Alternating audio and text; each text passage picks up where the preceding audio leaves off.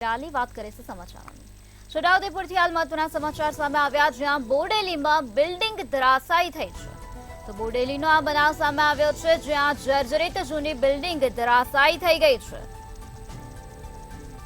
સુખી સિંચાઈ વિભાગમાં આવેલ બિલ્ડિંગ ધરાશાયી થઈ હોવાની વિગતો અત્યારે સામે આવી છે। 3 માળની જર્જરિત બિલ્ડિંગ ધરાશાયી થઈ ગઈ છે, ત્યારે બિલ્ડિંગમાં કોઈ રહેતું ન હોવાથી કોઈ પણ પ્રકારની જાનહાનિ થઈ નથી।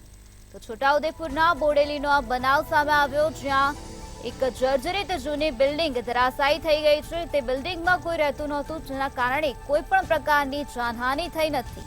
સુખી સિંચાઈ વિભાગમાં આવેલ બિલ્ડિંગ ધરાશાયી થઈ હોવાની વિગતો અત્યારે સામે આવી છે। તો 3 માળની આ બિલ્ડિંગ હતી, જે જર્જરિત હાલતમાં જોવા મળી હતી, ત્યારે આ જૂની જર્જરિત બિલ્ડિંગ ધરાશાયી થઈ ગઈ છે અને કોઈ પણ પ્રકારની જાનહાનિના સમાચાર સામે આવ્યા નથી।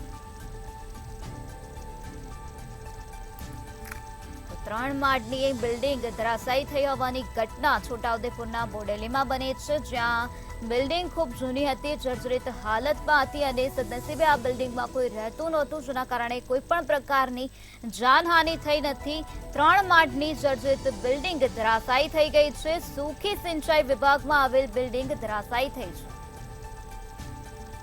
છોટાઉદેપુરના બોડેલીના સુખી સિંચાઈ વિભાગમાં આ પ્રકારની ઘટના બની છે, જ્યાં જર્જરિત જૂની બિલ્ડિંગ ધરાશાયી થઈ હોવાની વિગતો અત્યારે સામે આવી છે। 3 માળની જર્જરિત બિલ્ડિંગ ધરાશાયી થઈ ગઈ છે। તો આ જ મુદ્દે વધુ માહિતી આપવા માટે આપણી સાથે સંવાદદાતા સલમાન જોડાઈ ગયા છે। જે સલમાન, છોટાઉદેપુરના બોડેલીમાં બિલ્ડિંગ ધરાશાયી થઈ હોવાની વિગતો અત્યારે સામે આવે છે, શું છે વધુ માહિતી?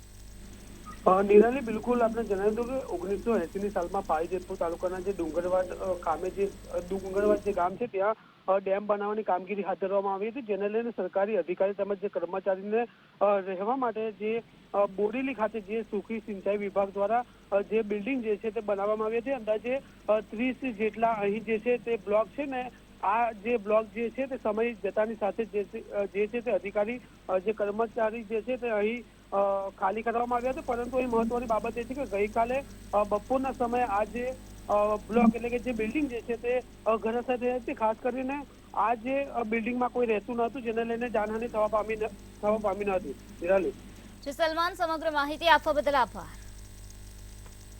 જે રીતે અમારા સંવાદદાતાએ જણાવ્યું કે જૂની જર્જરિત બિલ્ડિંગ હતી, આ બિલ્ડિંગમાં કોઈ રહેતું નહોતું, જેના કારણે જાનહાનિ નથી થઈ।